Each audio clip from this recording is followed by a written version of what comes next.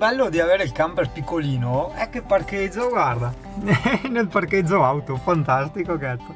Comunque siamo arrivati, sembra molto carino come paesino.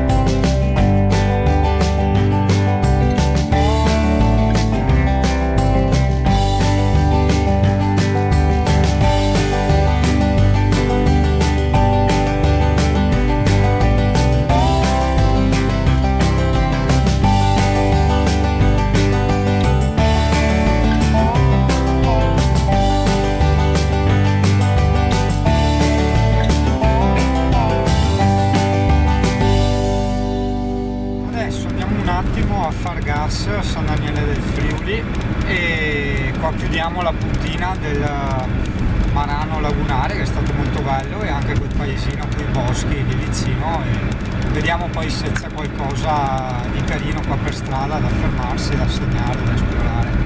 Ok, ti saluto, alla prossima!